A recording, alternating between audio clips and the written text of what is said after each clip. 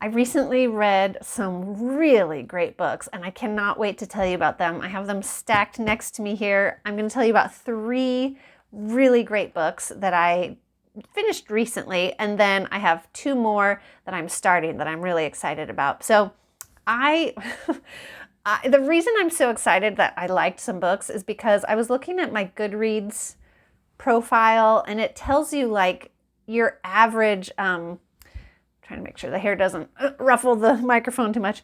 It was telling me that my average rating of books is like 3 point something stars out of 5. And I was like, oh, I don't want to be the person that like keeps rating books at a non-thrilled level, but I think what's happening is like my taste in books is also morphine or, I if you look at my previous videos, I talk a ton about being super into like middle grade fantasy, which there are books still that I could read over and over and over. My all-time favorite book, Fablehaven, is middle grade fantasy, and I could read it a million times and still love it every time. But I've been finding myself drawn more and more to completely different kinds of stories. I moved into like cozy mysteries, and then the last little while I've been into like family stories, relationships between, siblings, friends, mothers, daughters, grandmothers. It's just been really fun for me. And the ones that I'm going to tell you about do include some of those elements, but you'll see. I will take a sip from my rose mint. What is this? Rose mint tea. Now I'm worried about the microphone. So many times when I leave my hair down for these, I go back and listen to the audio and my hair is going like over the microphone. Okay, this is the scary first sip of tea. Anybody else, please tell me in the comments, do you get scared for that first sip when you're like, it might scald my tongue and it might be perfect, but then you don't want to wait too long because then it's not hot enough, We'll find out together.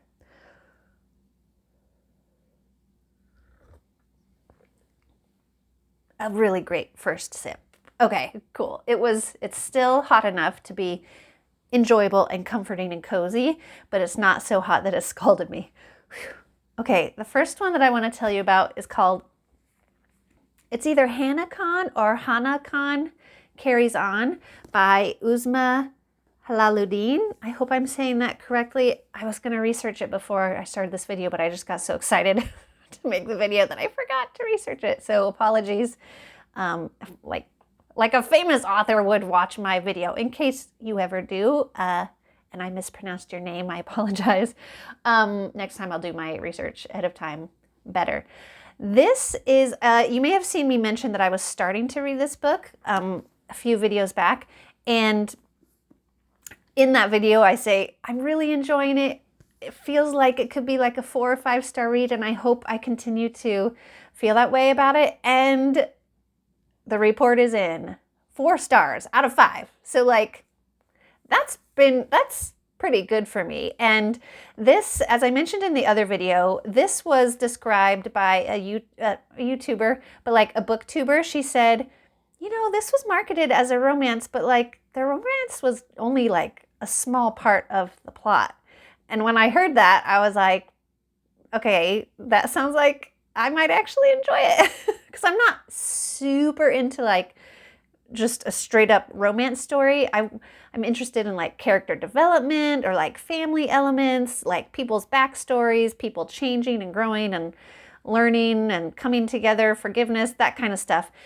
And thankfully, if you are into that too, plus a little predictable romance, like I will say, the romance part was very predictable on many levels. And some levels like, oh, that's how they did it.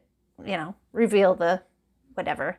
It was not exactly predictable, but if you know what movie this is a retelling of, then you will know who the love interest turns out to be. So, but basically this is about a 20-something-year-old woman who is torn between staying with an internship at a radio station and helping her family keep their restaurant in business. So she's torn between these things because her dream, her lifelong dream, is to have her own radio show and talk about whatever she wants to talk about.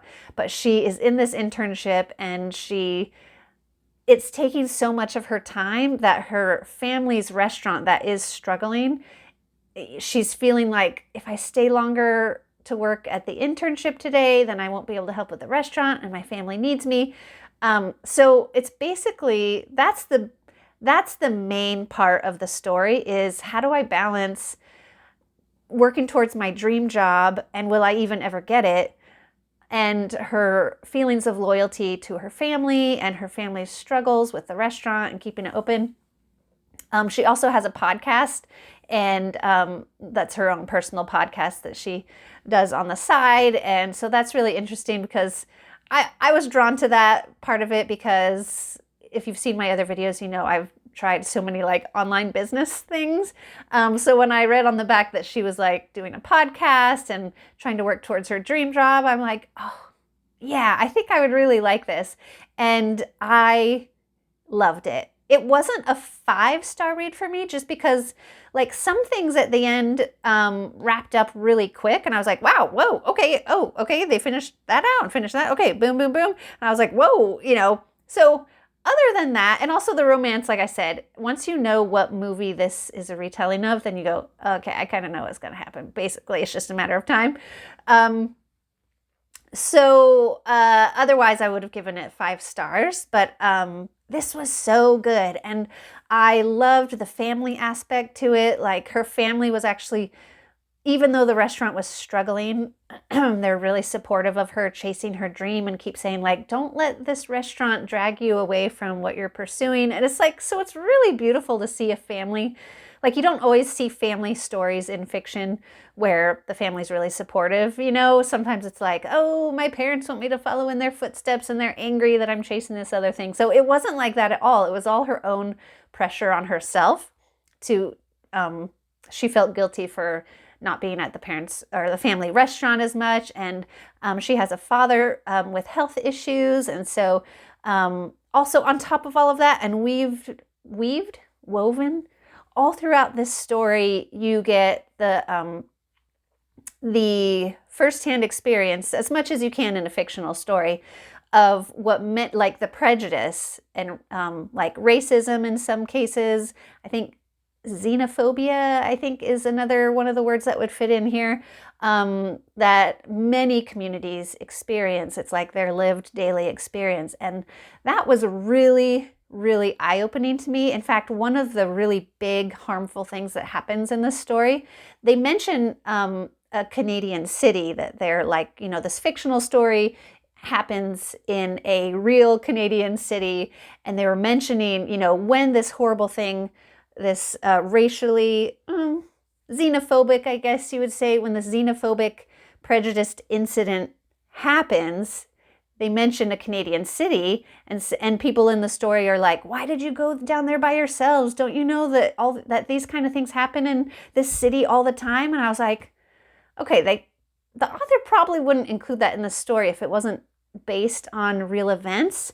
And so I did some research after reading that part of the story, and I felt really naive, because I was like, oh my word, like, I guess there's like the stereotype that Canada is, everybody always says like, oh, Canadians, they're all just so nice. And so I felt really naive finding out that no, there are actually these types of prejudiced, horrible crimes that happen to people in Canada, in the specific city that was mentioned. And so I felt like my eyes were open, because I was like, I guess I thought people were more like, open-minded and nice. And I'm grateful to have my eyes opened by this, because it prompted me to research and find out that no, these things that these fictional characters experienced are based on real things. And the crazy thing was that this book was written in 2021, I believe. Let me just double check that.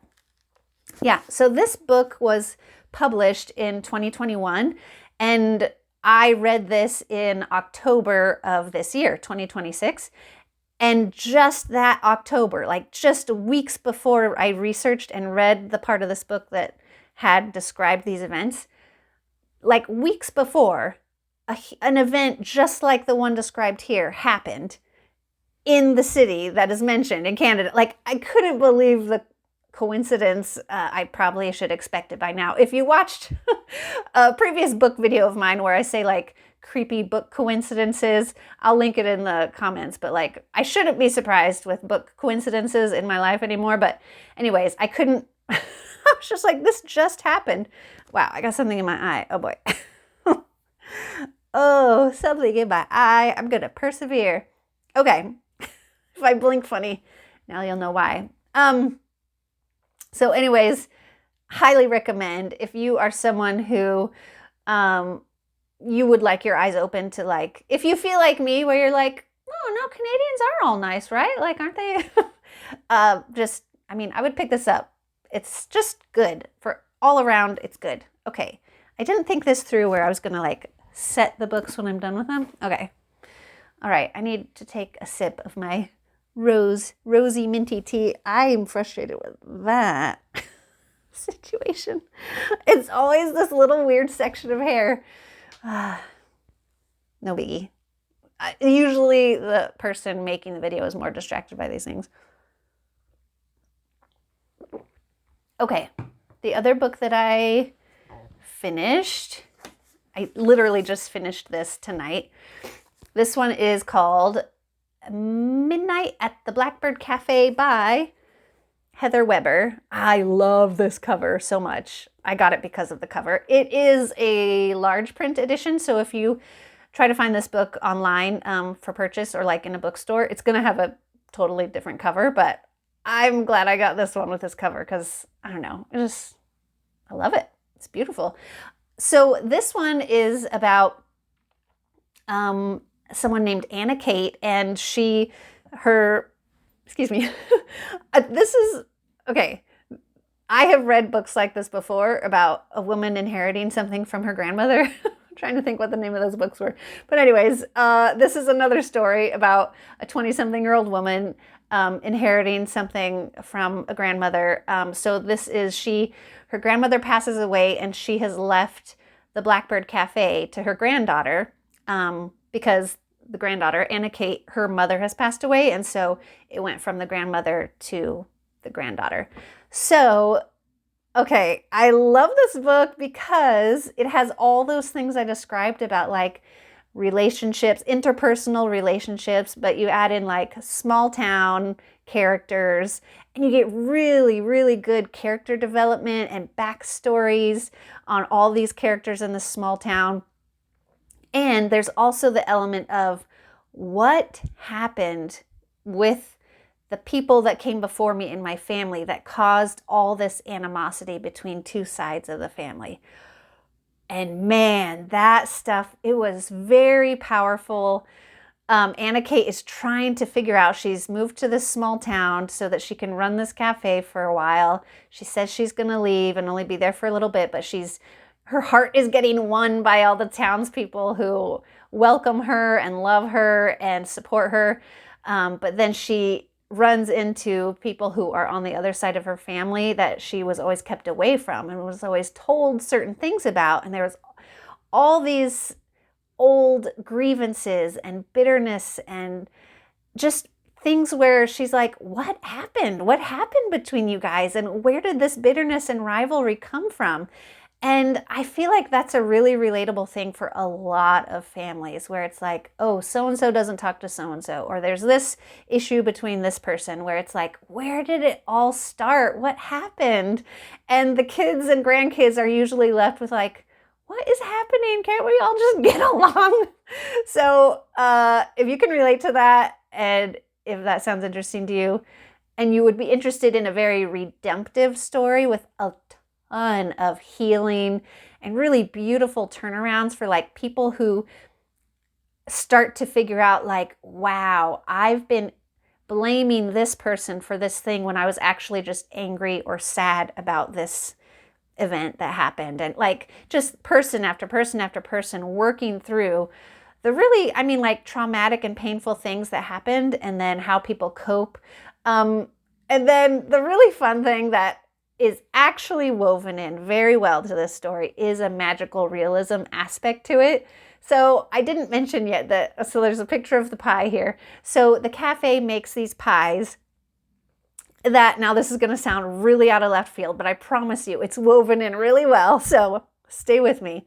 On top of all the real life thing, like real relatable things I just described to you, also the pies are magic and the berries and the birds are magical. And the birds, if you eat the pie made with magical berries that grow near the cafe, then you will have a dream that night of a past loved one and they'll have a message for you. So it sounds really out of left field, but I love it. Like, for one, I just love magical elements to stories, but also I personally have had many dreams about past loved ones. And I mean, it's not always like a message or anything. It's more of like getting to just see them again and have a connection again. And sometimes it feels like, sometimes when I've had those dreams, some of them feel like,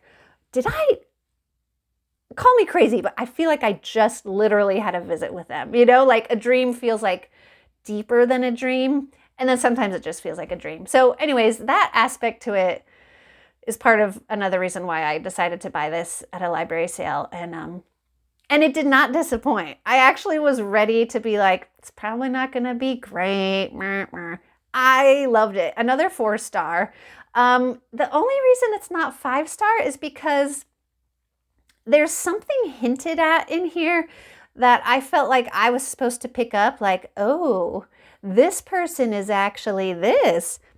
And I could tell. I read a sentence where it was like, I think the author is trying to say, like, aha, you see, I just revealed a mystery to you about a certain character. And I read it, I was like, but who is that person? Like, what does it mean? I don't get it. And then, like, you never get any more details, and then the story goes on to finish, and then it's the end. And I was like, but I don't get it. But that's just like, it's in the span of a story that is this big, that part is like, it's like a sentence out of a whole book. So don't worry about that. I highly recommend this. 4-star read for me if you like all those things I just described. Loved it. Okay, next. Okay, this one I finished yesterday, I believe. This is middle grade. This is called Other Words for Home by Jasmine Warga. And it is middle grade, and it is written in verse. It doesn't rhyme, but like, I will show you. So check it out. So the whole book is like that. So that's part of why I finished it in like 3 days. It was a very fast read, but this was so good. This was a fictional story of a girl who has to leave Syria and with her mom, and has to leave behind her sister, her dad, her best friend, her brother, and her dad. And they have to basically escape, and they end up in Cincinnati, Ohio. And it was a really beautiful, meaningful look into the immigrant and refugee experience, and the pain, one, of just homesickness, and two, of, similar to the first story that I mentioned to you, the prejudice that so many people experience, which is so sad, so unfortunate. In my Goodreads review for this, I said, this is a must-read for anyone who lives by the phrase, love your neighbor as yourself. This did such a great job. It's written through the eyes of the main character.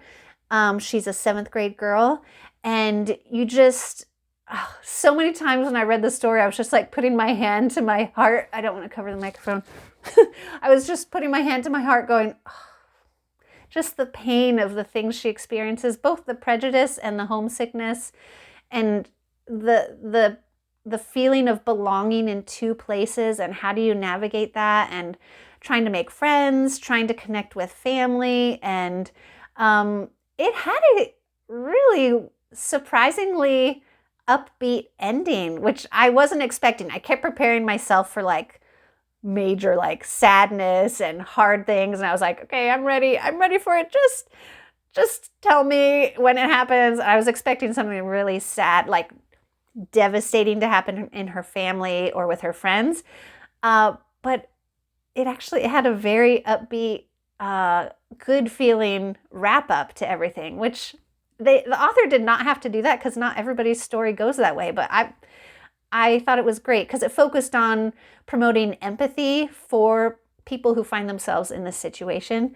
I highly recommend. It'd be great for maybe middle grade, like maybe more like junior high or high school, just because some of the things that are mentioned, I don't know if I would have been okay with reading as like if I was like 12 versus maybe like 13, 14, 15, just because there are some heavier topics and, things like that about growing up. And so anyways, I highly recommend. Loved it. Did I give this a 5-star? I can't remember. Or did I say? I can't remember. Maybe I gave it 5 stars. I hope I gave it 5 stars. If not, I'll go change it. Okay, so now I want to talk about what I'm going to read next. I just started the first few pages of The Time in Between by Maria Dueñas. This was written in Spanish in 2009, and then it got translated into English in 2011. I just heard about it like last week or a couple weeks ago. There's a booktuber that I follow. The channel, if you want to check it out, is called Gabby Likes to Read. I'm pretty sure. Yeah, I think her channel is called Gabby Likes to Read, and I think it's Gabby. This was one of the ones she recommended, and for some reason, as she was describing the plot and what it's about, there was something in me that was just like, that's for me. I need to read it, and I need to read it soon. So look how thick this thing is. Woo! So, but everyone who talks about it says they read it so quickly because it's so draws you in and is captivating that like you actually read it really quickly. So I'm like, okay. Basically, this follows the life of a woman in Spain, who like the time in between is referring to war. So I think the war that is being led up to is World War II. And it's like this woman's life of trying to navigate, love and I think a failed relationship somewhere. I read that somewhere. Is it on the Mac? I don't know. But things don't work out the way she thought they were going to work out, and then she finds herself kind of, I don't know, is she spying for the good guys leading up to the war? It was something like that, where it was like this everyday woman just finds herself, passing messages to people, I think. But I was just so like drawn to that idea of like being between wars. I think the previous one was like a Spanish Civil War, which I really don't know much about. So I'm really excited to read this one. It might take me a while, or if I love it a ton, maybe it'll be a couple weeks. I don't know. Anyways, I'm excited about that one. And the other one I'm going to read next, I haven't started it at all, but just because the snowy season is coming, I thought The Green Glass House by Kate Milford would be a fun choice. So everybody that I see on YouTube talking about this book just loves it. Like when I would see the cover, I'd be like, whoa, that looks cool. And then I'd kind of be like, maybe it's not for me. But everybody that I've seen talk about this, they all say just like how captivating it is, how it keeps you guessing, and there's these mysterious things happening and this snowy vibes. And so I was like, okay, I think I need to get this book. So I'm curious about this one. I don't really know how it's going to turn out, but I don't know. It just looks different than anything that I've read before. Have you read any of these? Please let me know in the comments, and also feel free to check out the videos that I'm going to put in the description of my previous book videos. I'll put them there so you can find them easily. And so yeah, happy reading and enjoy the, I was going to say enjoy the snowy season, but you might not live in a place that's getting snowy. And it's not snowy for us yet. We've had snow float through the air. Enough where you're like, oh, is that snow? It's snow. And then after a little while, you're like, oh, where's the snow? So that's as much snow we've gotten lately. All right, so I will keep you guys posted on the Time in Between book and the Green Glass House. I'll fill you in when I finish those. Bye.